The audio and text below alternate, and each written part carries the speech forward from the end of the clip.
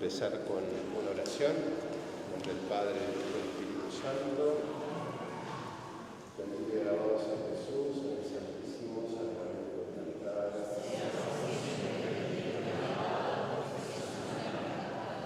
La Madre Santísima, rezamos una Ave María. Dios te salve María.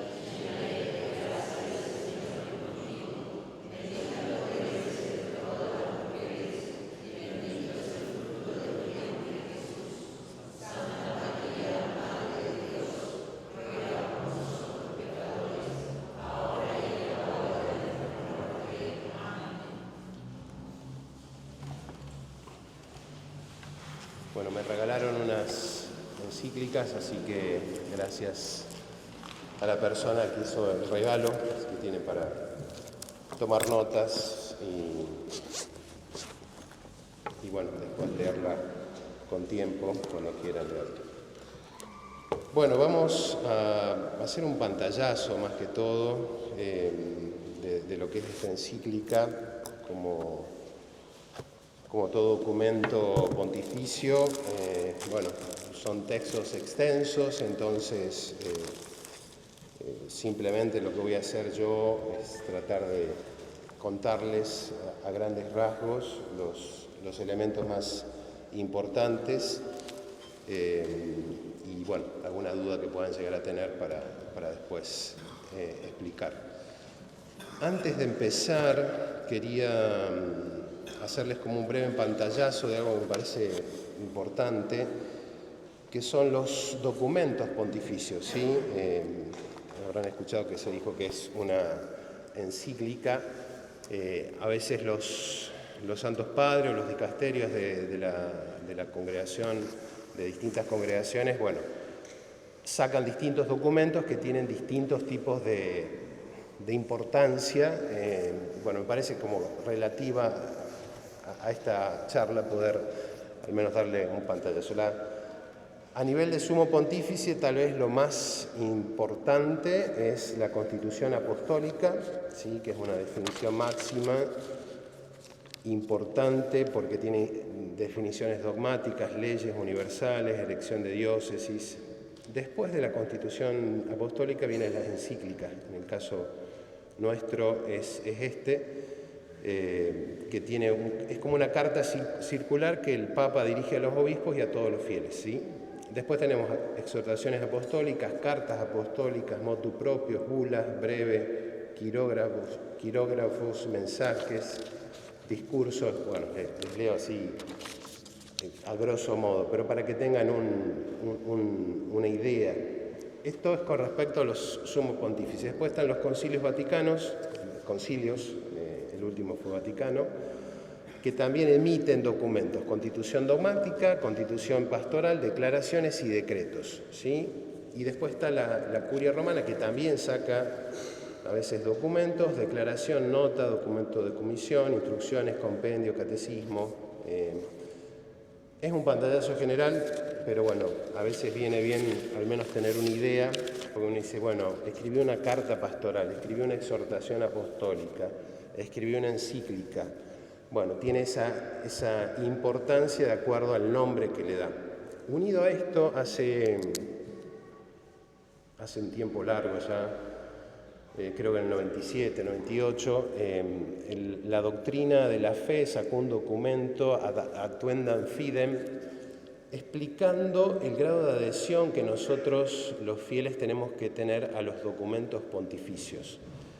Sobre todo por una cuestión que había surgido en Alemania, que, bueno, había como una idea de que los documentos de la Santa Sede era un documento que salía como una revista y, bueno, uno lo leía si quería o no lo leía.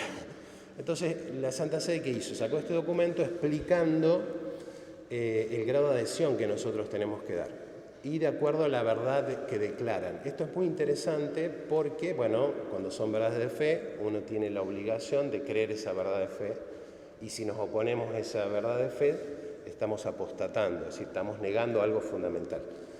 Y está toda la gradación de las distintas verdades o lo que se pronuncia, ya sea por el sumo pontífice, por algún obispo. Pero es muy interesante porque la última parte, cuando habla del magisterio ordinario, el magisterio ordinario es el magisterio que tienen los sumos pontífices cotidianamente y dan una verdad de fe o una explicación que no la definen como ex cátedra, que sería como esto es así, esto es blanco. Por ejemplo, cuando se definió la divinidad de Cristo, Jesús es Hijo de Dios, una definición ex cátedra que hizo el Concilio de Nicea y quedó establecido y fundamentado, sino que simplemente es una enseñanza. Y este documento dice que nosotros tenemos que adherir a esas enseñanzas con el obsequio de nuestra voluntad y de nuestra inteligencia. Y muy interesante porque más allá de que yo no tengo la obligación de creer lo que dice, porque bueno, sobre todo en Alemania a veces se da mucho, los teólogos como que se permiten disentir de algunas cosas que enseña la Iglesia, que en algunos términos está bien porque es parte de la teología. Es decir, la teología no es algo monolítico, sino que hay verdades que son monolíticas, pero otras cosas que no se han definido todavía y que con el paso del tiempo se van estudiando, profundizando. Uno de los temas que no está definido, por ejemplo, es el tema de la dormición de María, es decir, si María se murió o se durmió. La escuela franciscana sostiene que se durmió, la escuela tomista sostiene que murió, porque si Jesús murió y Jesús es Dios hecho hombre, nadie puede estar por encima de Jesús, entonces que María tiene que haber muerto. Pero bueno, tampoco es dogma de fe, hay algunos que creen que María durmió, otros que... Otro tema son las almas de los niños abortados. ¿Qué pasa con esas almas? Si van al seno de Abraham, si se condenan o no se condenan. Bueno, es un tema en discusión porque la teología sigue como analizando, estudiando, teólogos que dicen una cosa, teólogos que dicen otra. Me refiero a esto, es decir, la teología es como que al comienzo estaba implícita, muy implícita y comprimida en el Evangelio, ¿sí? Y que con el paso del tiempo se fue explicitando. Los que saben de computación o entienden un poco, cuando uno habla de un archivo comprimido, es un archivo grande que uno lo comprime y se achica. Entonces, pero lo quiero ver, lo quiero ejecutar, lo tengo que descomprimir. Imagínense que el Evangelio es eso, es decir, todas las verdades comprimidas ahí, y que los teólogos lo que hacen es ir descomprimiendo a medida que las realidades, los momentos históricos lo requieren así. Esto es parte de la teología y parte también de estos documentos. Por eso es interesante también porque nos ayudan a conocer no solamente el querer de la Iglesia, sino en el fondo el querer de Dios. Porque cuando Jesús instituye a los apóstoles, delega en ellos esa potestad y ese ejercicio de la autoridad docente de magisterio, porque por eso se llama el magisterio. Es decir, es esa tarea por la cual Jesús, que enseñó estando aquí en la tierra, delega al Papa y a los obispos unidos al Papa esta misión tan importante. Y más allá de que tal vez no sean cosas que uno dice, bueno, esto que les decía yo, pero bueno, hay como nosotros deberíamos decir, bueno, si lo dijo el Papa, lo dijo el Papa. Entonces, aclaro esto, creo que tal vez nosotros en nuestra querida patria no lo vivimos tan así, tal vez como se vive en Europa, que bueno, el Papa es como la opinión de un teólogo más. Entonces, bueno, está este teólogo, está este otro, está el Papa, bueno, por una parte, y no, el Papa es el Papa, y así que bueno. Y otra cosa interesante también con respecto a esto, tal vez algunos lo sepan, todos los documentos emanados por la Santa Sede, el nombre que se le pone es de las dos primeras palabras en latín del texto original, ¿sí? Entonces, Magnificat Humanitatis empieza así en latín, Magnificat Humanitatis, hablando de la magnífica, de la humanidad y demás. Después en las traducciones uno cuando agarra el texto dice, no, pero no dice eso. Pero bueno, el nombre que se le coloca, el número 1 dice, la magnífica humanidad que Dios ha creado se encuentra hoy ante una elección decisiva. y bueno, de ahí el nombre, por las dudas si no lo sabía.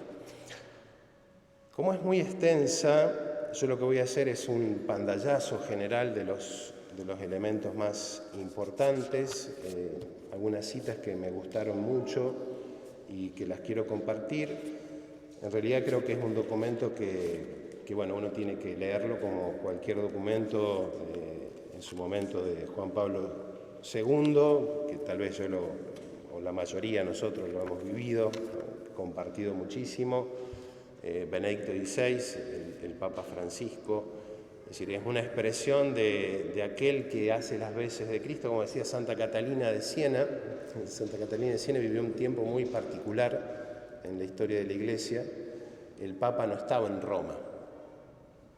Había habido unas cuestiones de guerras y de luchas, 1100, 1200, y entonces el Papa estaba en una situación complicada. Y el rey de Francia le dice, ¿por qué no se viene a Francia? Acá lo vamos a cuidar mucho. Entonces le armó un palacio en Aviñón y el Papa se fue a Aviñón hasta que se tranquilizaran las cosas en Italia, en Roma. Claro, después se tranquilizaron las cosas y el Papa estaba incómodo porque el rey de Francia decía, lo tengo al Papa acá, así que le daba todo, lo tenía todo ahí remimado y bueno, el Papa no quería volver a Roma. Y entonces Santa Catalina, que amaba mucho al Papa, le manda varias cartas invitándolo a que vuelva a la sede, al lugar donde tiene que estar, donde está Pedro, donde que Jesús quiere. Y bueno, el Papa era como indeciso y voluble ante la presión y le costó volver hasta que volvió. Pero bueno, ella, en ese contexto, decía, el Papa es el dulce Cristo en la tierra. Y esta imagen es muy fuerte porque bueno, nos ayuda a mirar sobrenaturalmente y a comprender que bueno, Jesús quiso elegir a Pedro, que lo eligió sabiendo todo lo que Pedro iba a hacer, todas sus miserias y demás, y que quiso ponerlo como cabeza de la Iglesia. Bueno, la encíclica tiene una introducción, ¿sí? Después, en el capítulo primero habla de la dinámica del Evangelio, en el segundo, fundamentos y principios de la doctrina social, que tal vez es el tema más importante porque retoma de Rerum Novarum, la encíclica que había sacado el predecesor. De hecho, el Papa creo que comentó que cuando elige el nombre, León XIV, en realidad había pensado mucho en León XIII. ¿Sí? En el influjo que tuvo justo en el momento de la revolución industrial para el mundo, esa encíclica de las cosas nuevas, Rerum Novarum, él cuando comienza en una entrevista, él dice, estos tiempos también son como una bisagra. Y vaya que sí, porque ustedes supongo lo comprobarán cuando vemos en la televisión, papá dice, y los robó para acá, y ya los robó por todos lados, y van a estar... Si uno ve las noticias, es decir, acá no vemos en ningún lado, pero en China, que está lleno, bueno, es un tiempo complejo. Así que bueno, en su momento, como lo hizo León XIII, creo que León XIV quiere darle a la Iglesia otra mirada, a la Iglesia y al mundo. Yo leyéndola me llamaba la atención porque, por ejemplo, hablando de esto, del consumo y del peligro, sobre todo de la guía, en el tema de las fuentes de trabajo, de los recursos y demás, en un punto habla de la guerra, la despersonalización de utilizar una inteligencia para que termine eliminando la vida humana. Es decir, siempre que hay un soldado, más allá de que el soldado sea un mercenario o lo que sea, pero es un ser humano que elige o no matar. Si yo pongo una computadora, es decir, el valor humano de la vida queda absolutamente destruido. Y el Papa lo dice claramente porque en realidad tiene mucho que ver también con lo que vemos hoy en este mundo tan globalizado. Es decir, las personas somos un número. Creo que el año pasado habían empezado a dar créditos en el Banco Nación, varios docentes querían averiguar, y entonces había un scoring bancario, ¿sí? Entonces, cómo estabas catalogado en el banco de acuerdo a las deudas que tenías, si tenías tarjetas o no, si habías comprado o no, si había flujo de dinero o no.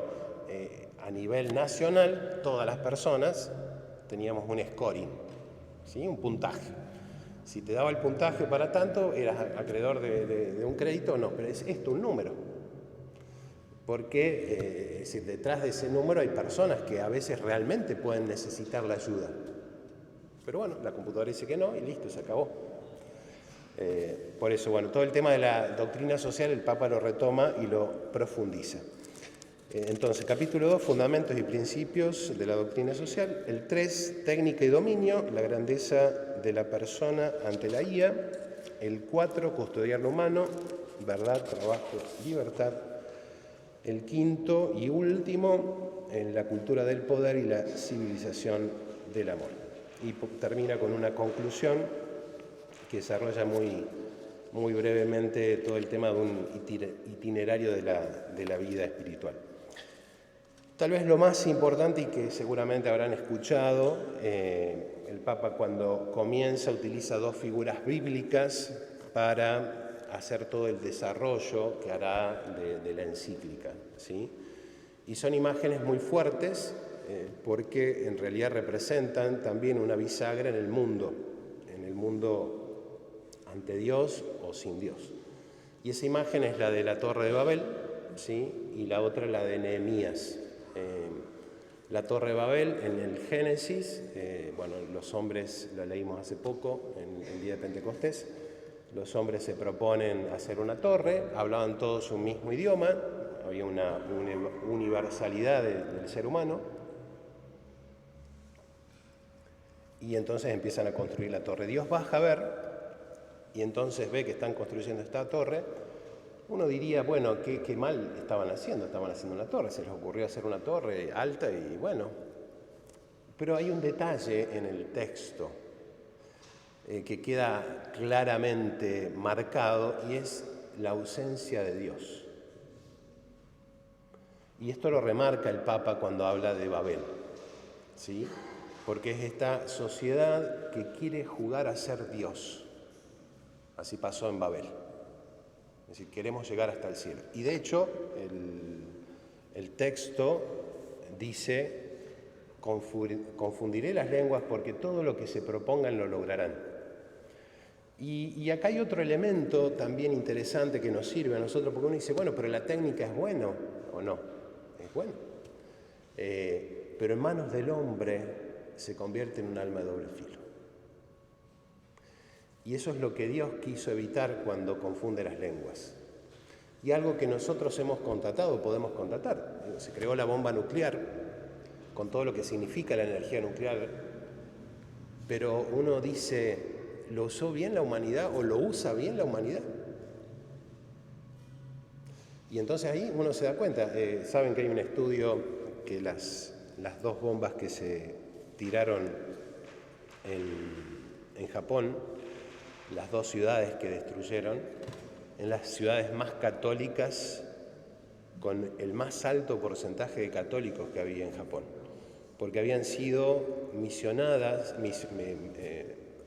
por misioneros que habían llegado a Japón y tenían fuertes comunidades que ya tenían misioneros propios que mandaban a otras zonas de Japón. Es decir, el que hayan destruido justo esas dos ciudades no es algo al azar, no es que Estados Unidos dijo, bueno, tate ti, y destruimos esta y destruimos esta otra. Bueno, ese es un dato de color al margen. Bueno, Babel entonces, el Papa utiliza esta imagen de Babel en el capítulo 11 del Génesis, y la otra imagen que utiliza es la reconstrucción de Jerusalén. Nehemías, en el capítulo 2 al 6.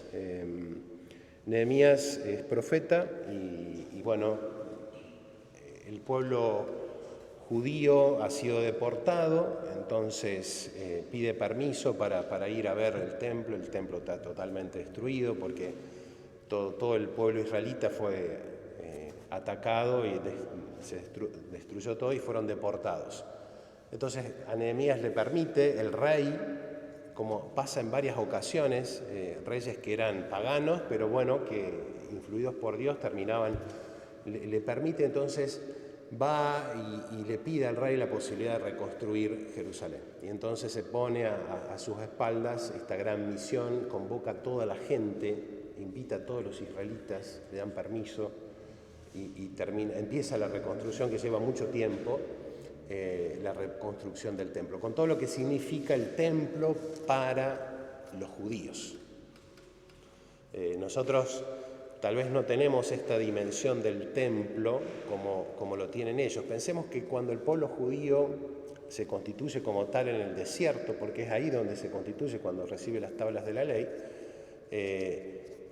Dios le pide a Moisés que haga la tienda de campaña. En esa tienda coloca las tablas de la ley, los ornamentos sacerdotales, había un poco de maná, y era la tienda donde Moisés entraba a hablar con el Señor. Habrán escuchado hablar del Arca de la Alianza, ¿sí? El Arca de la Alianza era como un cofre de piedra con 2 querubines encima de eso. Dentro estaban las tablas de la ley, y eso estaban en el Sancta Sanctorum. Dios, cuando le pide a Moisés, le dice que haga como esa tienda, que es como una iglesia, pero de tela, que tenía como un vestidor, la parte entrada, la parte de donde se hacía el ritual, y el Sancta Sanctorum, que era la parte más sagrada, era donde entraba Moisés, que cuando salía, recuerdan que salía con el rostro iluminado, se tenía que poner un velo para cubrirse. Ahí es donde realmente el pueblo se constituye como pueblo de la herencia y pueblo de Dios. Me olvidé a qué iba a decir esto. Bueno, la cuestión del templo. Cuando llegan a la tierra prometida, el Arca de la Alianza, bueno, la iban teniendo familias, la tenía una familia, la tenía otra familia. El primer rey de Israel, que es Saúl, ni le interesaba el Arca de la Alianza, entonces estaba en otro lado, creo que la tenía otra familia. Cuando la quieren traer, no puede traerlo hasta que, bueno, al final Dios termina suscitando al rey David. ¿Sí? Muere Saúl, suscita al rey David, entonces el rey David se entera que el arca estaba en una familia y que esa familia había crecido económicamente, entonces dice, no, tenemos que traer el arca por acá, tiene que estar acá. Entonces trae el Arca de la Alianza, un texto que explica cuando la van trayendo, hacen paso, inmolan, cantan. Ahí una de las hijas de Saúl, Micol, desprecia a David porque David de tanta alegría iba bailando casi desnudo frente al arca, y entonces dice, no podés hacer eso. Bueno, se enoja y David dice que desde ese momento nunca más estuvo con ella y nunca más le dio hijos. Pero bueno, detalles de la Sagrada Escritura. Lo cierto es que el rey David trae el arca, la pone en una tienda, hasta que llega y dice David, no puede ser que yo esté viviendo en un palacio y el arca del Señor esté en una tienda. Entonces le pregunta a Natán, que era el profeta que estaba en ese momento, pregúntale al Señor, quiero construirle. Y Natán le dice, sí, el Señor dice que sí, que le construyas un... Y esa noche vino la voz al Señor, a Natán, y le dijo, no. Ve y dile a David que no, que él no me va a construir, que sus manos están manchadas con sangre, que su descendencia, yo le aseguro que de su descendencia nacerá aquel que asegurará la alianza. Es decir, hay una doble referencia a su hijo directo, que es Salomón, que es el que va a construir el templo, pero también a Jesús. Porque Jesús es el que afianza el templo, es el centro del templo.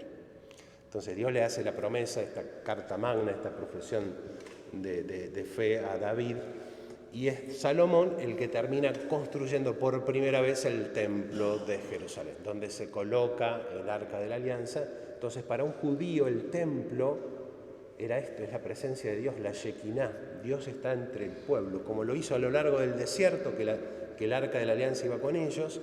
Bueno, tenemos un lugar fijo en Jerusalén. Y todo judío tenía la obligación de ir una vez en la vida a visitar el templo del Señor. Lo hacían todos los años, generalmente, para la Pascua, pero si estaban muy lejos o demás, al menos una vez. Hay una significación muy importante. Después de esta destrucción, que ha destruido el templo, entonces Nehemías, iluminado por Dios, empieza a movilizar y toda la gente se pone a trabajar para reconstruir el templo. El Papa utiliza estas dos imágenes y las compara con el mundo actual. Y entonces, hablando de la inteligencia artificial, que es uno de los temas más importantes, él dice, en primer lugar, no es algo neutro, ¿sí? Como todos pensamos, sino hay personas detrás que le han cargado elementos y modos de razonar con intereses económicos. Uno dice, no, es una simple computadora que responde. No es así. Hay una intencionalidad detrás. Y lo más peligroso que él señala, es decir, nosotros podemos construir de ahora en adelante, y por eso invita a todos, es decir, no solamente a los católicos, sino a aquellos empresarios, porque una cosa que señala que me llamó poderosamente la atención, que dice que hoy hay muchas empresas privadas que tienen más poder que muchos estados, algo que lo sabemos, pero el Papa lo dice claramente. Entonces dice, involucra a los sectores privados, que a veces dice tienen más poderes que los estados, para que no dejen rienda suelta a este poder casi ilimitado y que tengan como referencia precisamente esto.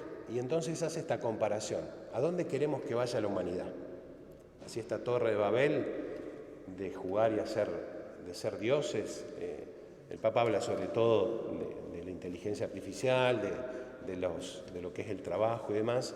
Pero bueno, sabemos hoy lamentablemente que, por ejemplo, en el campo de la bioética, es decir, nosotros no nos imaginamos los experimentos que hacen con óvulos, con gametos, no se nos cruza por la cabeza porque hay muchos países que no tienen legislación. Y entonces empresas multinacionales que manejan millones y millones hacen experimentos.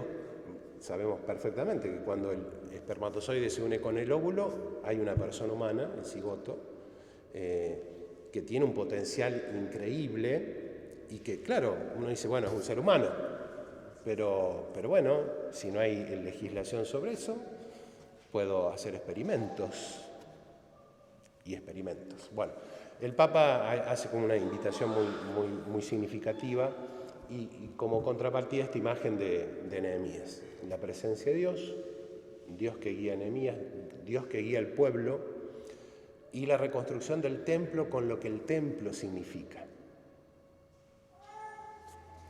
No es ya la torre de Babel, no es una torre que se levanta, es reconstruir el templo, con todo lo que yo les decía de lo que significaba el templo para el pueblo israelita. Entonces, es recordarle al hombre quiénes somos, de dónde venimos. Hoy, lamentablemente, hay muchas filosofías que están recontra de moda, que, bueno, hablan de que el hombre, si nos podemos autodeterminar, autodefinir. Con los filósofos, cuando uno hace un estudio así, un repaso de todo lo que es la filosofía, es muy interesante que desde los presocráticos o posocráticos, Platón, Aristóteles, la filosofía latina, había como una impronta muy clara, el realismo filosófico. Es decir, se parte de la realidad y en base a esa realidad se construye, es decir, ¿de dónde venimos? Contemplar la creación, ¿no? ¿A dónde vamos? ¿Cuál es el fin del hombre? ¿Qué es el hombre? ¿Cuál es la felicidad del hombre? Después de Ockham, un filósofo ya casi contemporáneo, se invierte este proceso. Hay una frase famosa de él que dice cogito ergo sum, pienso, luego existo. Y nosotros existimos antes de empezar. Y él dice, no, primero pienso y después existo. Y después Kant, y sobre todo Hegel, Kant con las categorías kantianas, es decir, lo que nosotros percibimos en realidad es todo un conjunto informe de sensaciones y mi cerebro lo estructura en categorías. Entonces, yo ahí veo una pared. Como todos hemos tenido la misma formación, la misma educación, todos vemos una pared ahí. Pero puede venir otro y que diga, no, eso no es una pared, es un árbol. Eso no es una cruz, es otra cosa. Es decir, el gran cambio en el plano gnoseológico del conocimiento. Entonces, yo no conozco una realidad que es tal y es objetiva y que existe a pesar de mí, sino que yo creo esa realidad. Y otro filósofo posterior, Hegel, dio un paso más, porque de la gnoseología lo llevó a la moral.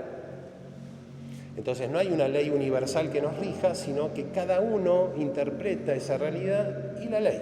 Entonces para uno puede ser matar estar mal y para otro matar está bien. Por eso les digo, cuando nosotros hablamos, el Papa habla del tema del templo, es muy interesante porque funda al hombre en su sentido trascendente.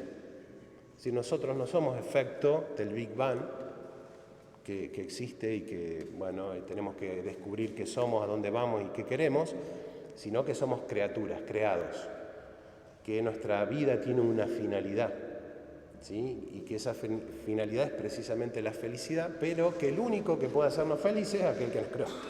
Esto es lo que dice San Agustín: tarde te amé, hermosura tan bella y tan antigua. Es decir, San Agustín, que lo buscó por todos lados a Dios, hasta que al final termina descubriendo que ese Dios que buscaba, esa felicidad que buscaba en las cosas del mundo, estaba en aquel que las había creado. Y este es el gran paradigma que desarrolla el Papa con estas dos grandes imágenes: una sociedad sin Dios, una sociedad que se para ante Dios para ser Dios, porque juega a ser Dios, o una sociedad que tiene en el centro a Dios. Es muy lindo porque en realidad es algo que forma parte de toda nuestra vida. Al principio de la introducción hace esta pregunta clave el Papa, así rápidamente, sobre la estructura, y nos dice que estamos en un cambio de época.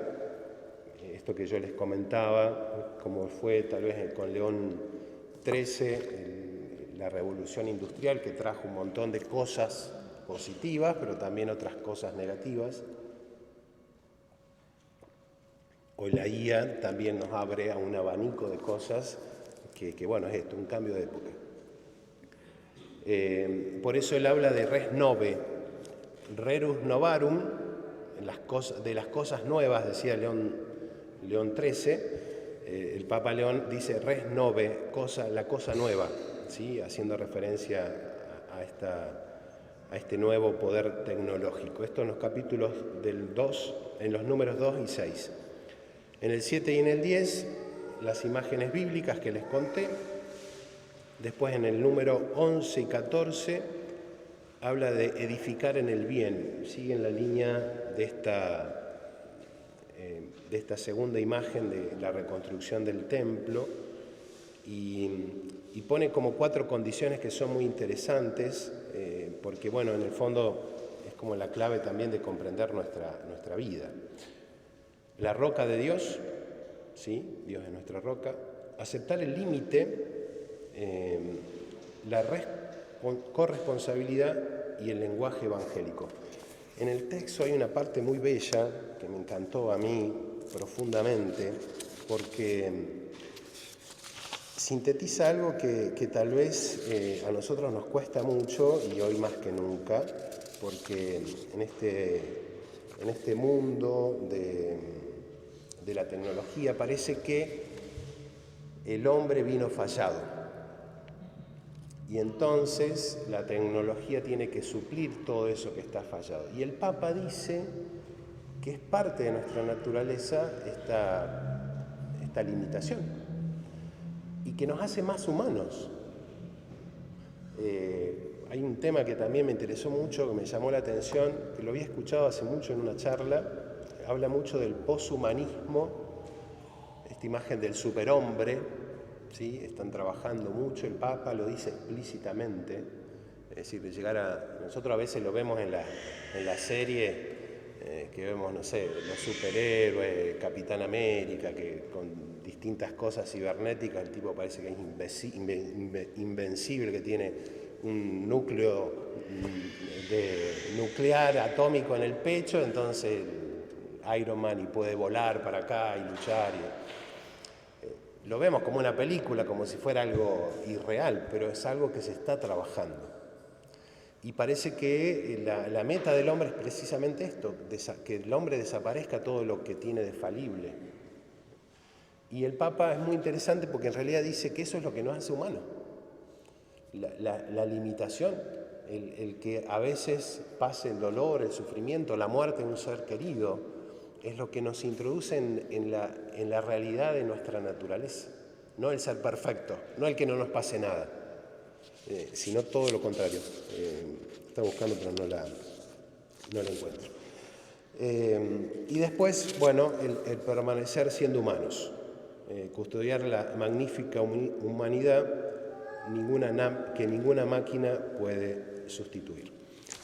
El ser fiel al Evangelio, entre los capítulos 19 y 22, la Iglesia en camino en la historia, después la sabiduría de la palabra y el diálogo con las ciencias, números 23 al 24. Esto que los padres de la Iglesia lo tocaban mucho, la fe dialoga con la filosofía y las ciencias humanas sin perder su criterio propio. Nosotros no, la Iglesia no es que se mete en las cuestiones, ¿por qué la Iglesia tiene que hablar de inteligencia artificial? ¿Qué le compete a la Iglesia? Que la Iglesia se ocupe de las cosas de la Iglesia, supongo que lo habrán escuchado. Y a la Iglesia le compete lo que le compete al hombre, porque en realidad al ser maestra ilumina al hombre y cuando hay cuestiones que tocan al hombre, la Iglesia tiene la obligación de hablar, de enseñar, como lo hace cuando surge el tema del aborto, de la eutanasia, de las injusticias sociales, porque en realidad está tocando al ser humano, que es el centro de toda nuestra vida. Y el Papa hace un hincapié en esto, diciendo, es decir, yo cuando hago esta encíclica, no es que me estoy saliendo del tema o saliendo de mi ámbito, de la iglesia, de la sacristía y metiéndome en el ámbito humano. No. Y lo reafirma de manera muy interesante. Porque supongo que ustedes también habrán escuchado a veces cuando dicen, ¿qué la iglesia tiene que opinar de esto? Sí, la iglesia tiene que opinar de esto. Tal vez no haremos política porque no es nuestra misión, ¿sí? Pero sí dar los principios. ¿Vieron cuando suele haber elecciones? A veces las conferencias episcopales suelen hacer un comunicado, no dicen voten a este o no voten a este, quedan los principios. Entonces si hay candidatos que están a favor de cosas que van en contra de la ley de Dios, bueno, moralmente yo no puedo votar a esta persona, ¿sí? Esos principios que nos iluminan para decidir qué es lo que tengo que hacer y qué es lo que no tengo que hacer. Y después, entre los números 28 y 44, que es muy interesante y tiene que ver también con... cómo pasa el tiempo. Hace un desarrollo del magisterio social. De León XIII a Francisco, renovaron 40º año, Pío XII, Juan XXIII, Vaticano II, Pablo VI, Juan Pablo II, Vaticano, Benedicto XVI. Me pareció muy interesante, en realidad lo hacen todos los papas, desde siempre. Hay un desarrollo homogéneo del dogma. En teología, el desarrollo, la explicitación del dogma, ¿sí?, queda en manos de los teólogos, iluminados por la Sagrada Escritura, iluminados por el Magisterio. Pero eso a lo largo de los siglos siempre ha tenido un desarrollo homogéneo. ¿Qué quiere decir? Que ha seguido una misma línea, ampliándose, pero en una misma línea. Cuando surgía algún hereje, se hablaba de desarrollo heterogéneo del dogma, que hubo mucho a lo largo de la Iglesia.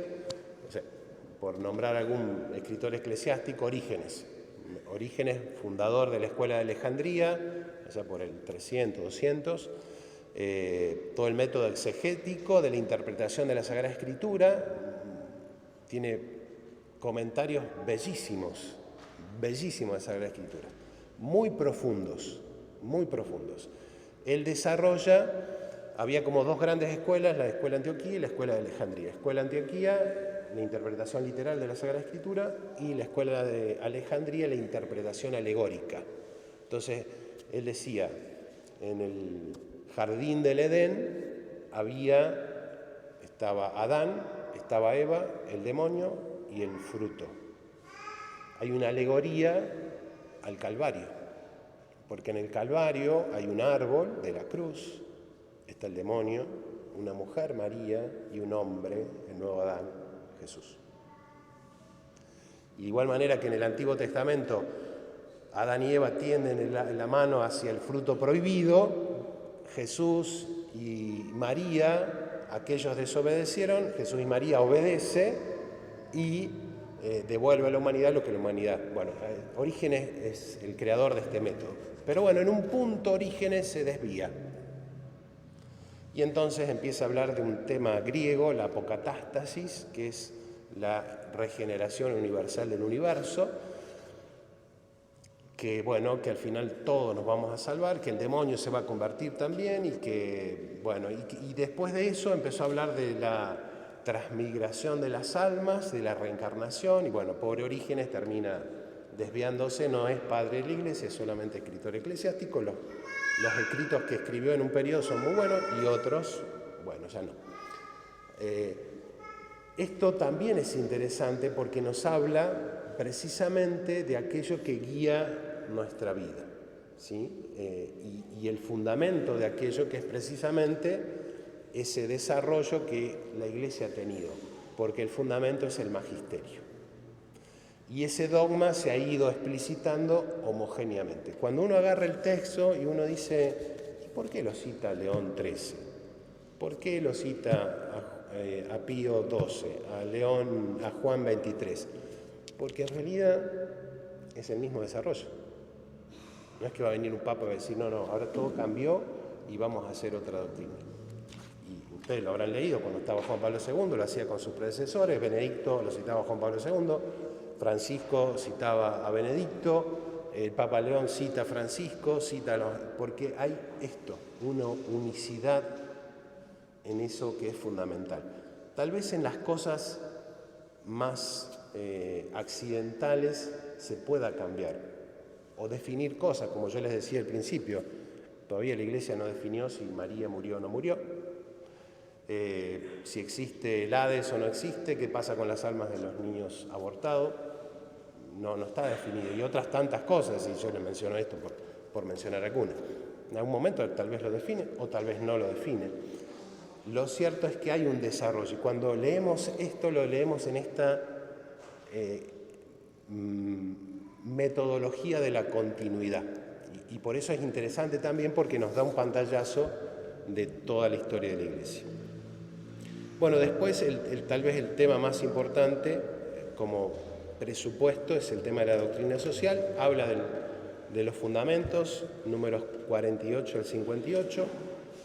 Ser humano, imagen de Dios trinitario.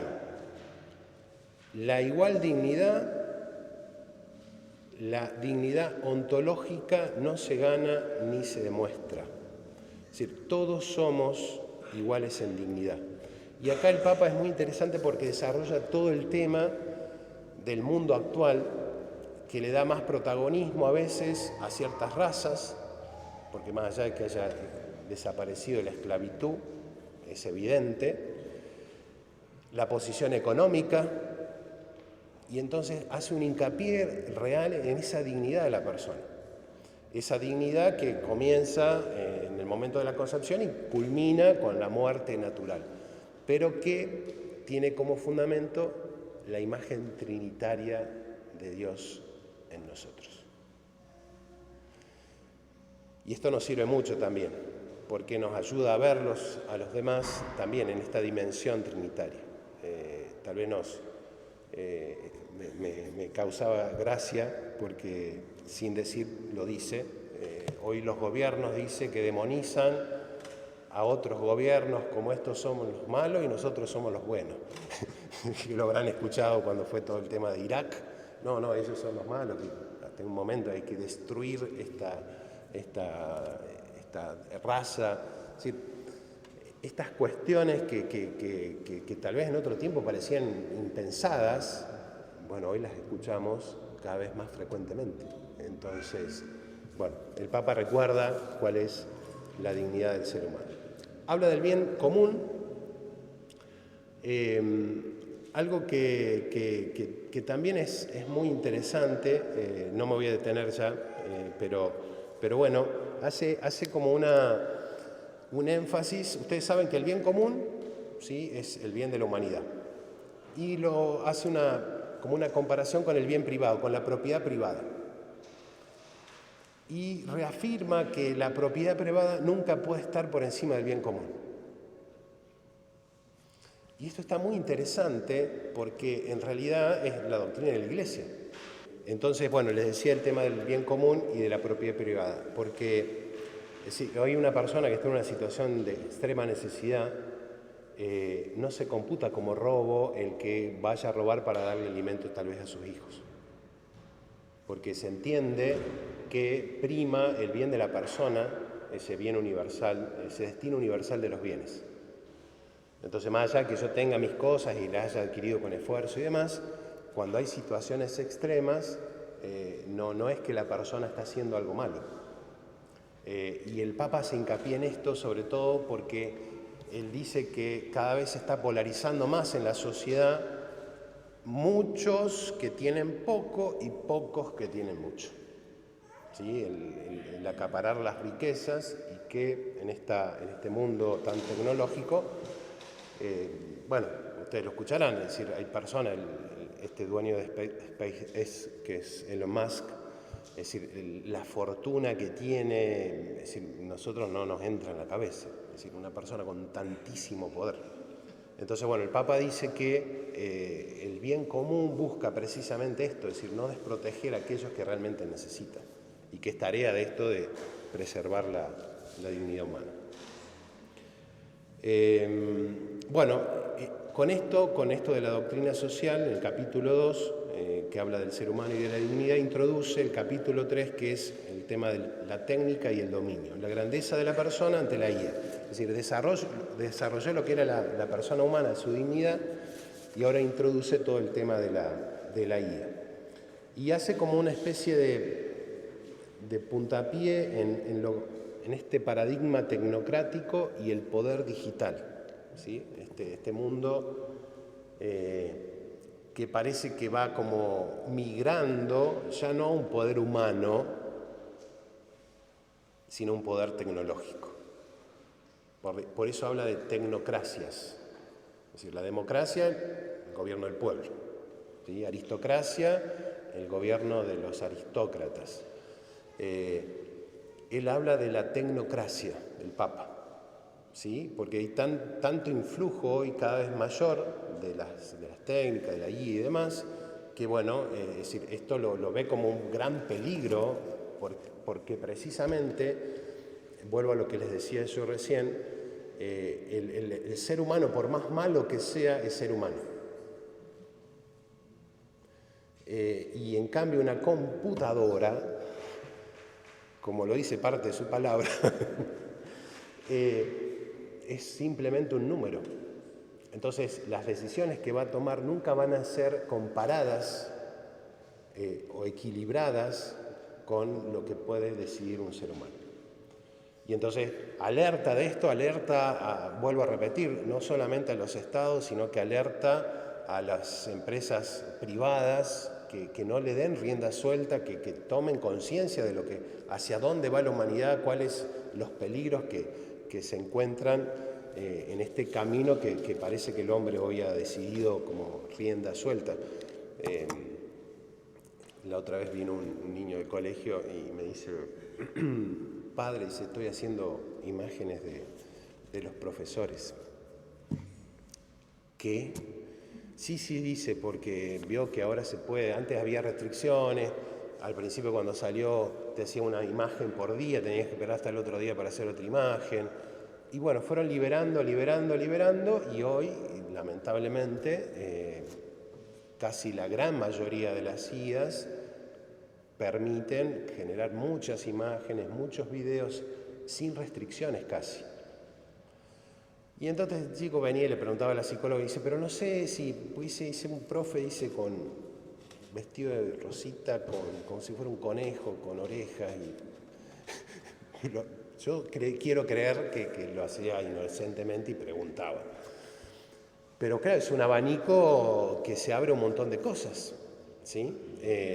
Y bueno, que el Papa nos alerta para que lo tengamos en cuenta. Entonces, este paradigma tecnocrático, la inteligencia artificial,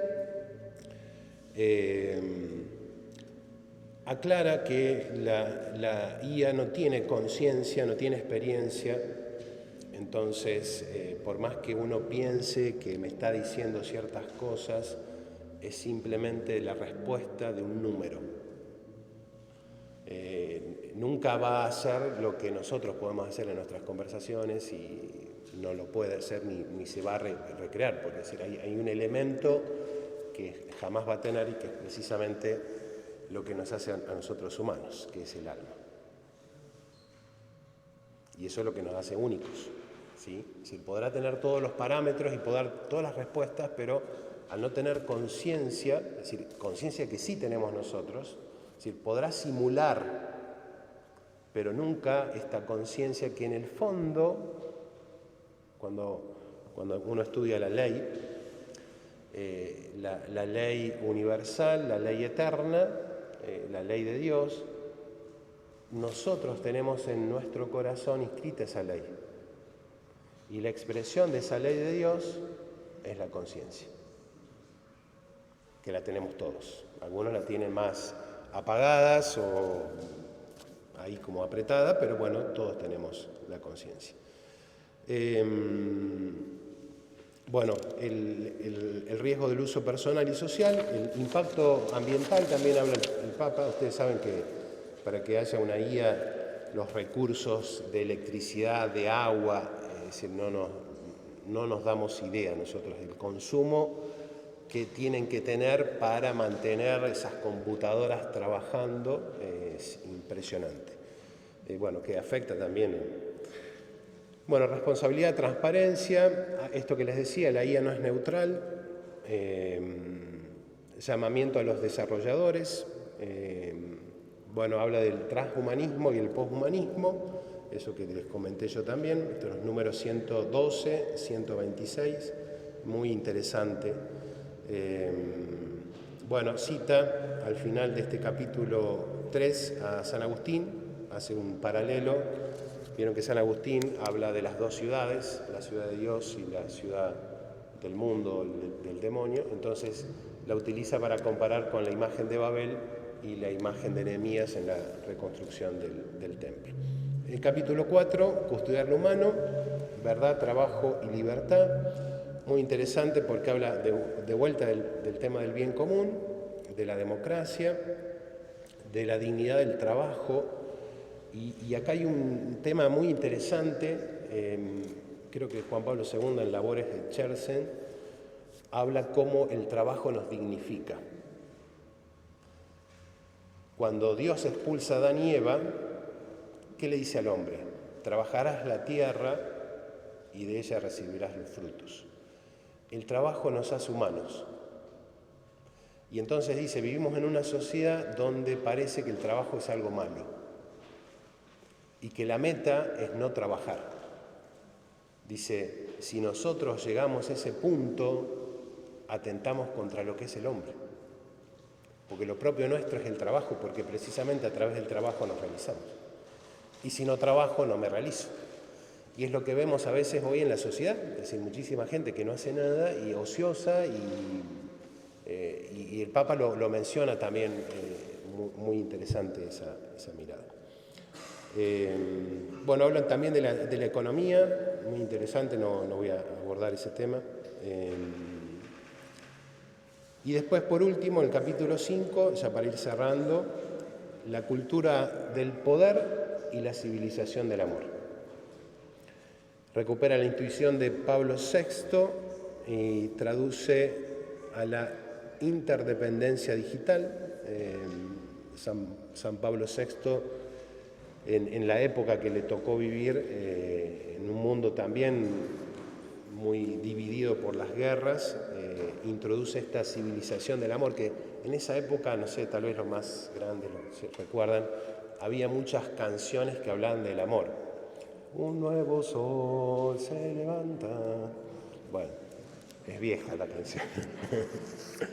Pero bueno, habla de la civilización del amor. Y entonces Pablo VI la contrapone a la civilización del poder. León XIV retoma esta imagen de Pablo VI y dice, tenemos que trabajar en la civilización del amor. Es decir, devolverle a la humanidad el sentido de lo que es el hombre. Es decir, no es el poder, sino el sentido de lo que nos hace más humanos.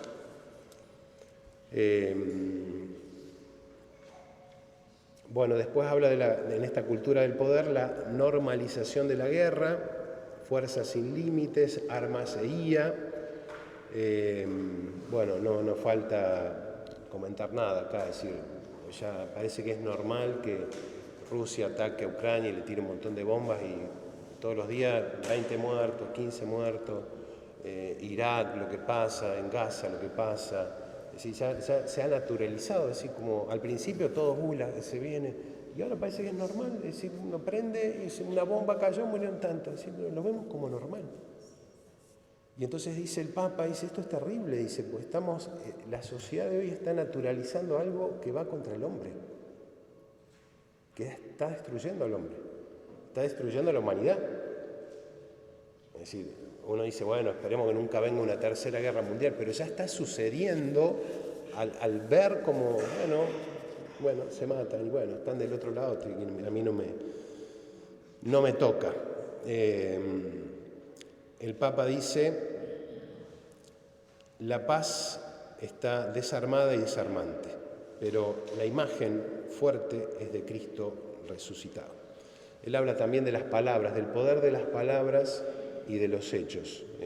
Desarmar las palabras, la paz en la justicia, la mirada de las víctimas, un sano realismo, diálogo. Y bueno, y por último, habla de este itinerario espiritual en la conclusión. El Verbo se hizo carne, la imagen de Cristo, el Magnífica de María, un solo cuerpo, espiritual en el 230 en adelante, espiritualidad eucarística, esto los que tuvieron en la misa, yo les comentaba hoy que hoy estamos celebrando el cuerpo de Cristo, es decir, es el sacramento culmen de la vida de la Iglesia y podríamos decir de la humanidad, porque es en realidad el alimento que le devuelve al hombre lo que el hombre es. Y en una sociedad tan fragmentada es precisamente Cristo el que nos une, en Él precisamente, y le devuelve al hombre lo que el hombre tanto anhela y tanto busca. Y culmina con la imagen de María, poetisa y profetiza de la redención, que enseña a mirar la historia desde los pequeños. Y quería terminar con una frase, hay un autor que cita el Papa que me encanta a mí, que es Tolkien. Tolkien es el autor del Señor de los Anillos, el Silmarillion, bueno, tiene muchas obras interesantes, pero en la obra del Señor de los Anillos, supongo que la conocen o no, crea un mundo Tolkien en la Tierra Media, donde hay muchos personajes, un señor malo que es Sauron, imagen del demonio. Saruman es el sacerdote malo que se corrompe, y la antonomasia o la contrapartida de Saruman es Gandalf. Gandalf que empieza con un manto gris y después cuando lucha con un demonio, entre el 1 y el 2, lucha con el demonio, resucita blanco, le llaman Gandalf el blanco. Y tiene un papel muy importante porque, bueno, vive varios años y va acompañando a los hobbits, a los elfos, a los hombres. Y en una parte de la obra el Papa lo cita ante la situación del mundo que nos toca vivir. La misión de la Comunidad del Anillo es esos anillos que habían sido creados para el poder, precisamente lo que estamos hablando, eran anillos del poder. Y le daban al hombre el poder de dominar. Eran varios anillos y uno que tenía más poder. Entonces la misión de la Comunidad del Anillo es destruir ese anillo de poder con el cual Sauron destruía a la humanidad. Y entonces toda la comunidad tiene todo un viaje hasta que llegan a destruir el anillo. Pero claro, empiezan a pasar problemas, dificultades, guerras, un montón de cosas que se abaten, se están por rendirse y entonces Gandalf le dice algo muy interesante. No nos atañe a nosotros dominar todas las mareas del mundo, sino hacer lo que está a nuestras manos por el bien de los días que nos han tocado vivir, extirpando el mal en los campos que conocemos y dejando a los que vendrán después una tierra limpia para la labranza. Pareció muy interesante, el Papa lo cita precisamente en esta construir la civilización del amor y que, bueno, sintetiza también nuestra misión, porque, bueno, uno dice, vemos tantas cosas malas que uno dice, no, la humanidad va de mal en peor, esto no tiene cura. Y en realidad la esperanza no está puesta en nosotros, sino en el poder de Dios. Bueno, pantallazo por lo menos para que tengan una idea de la encíclica.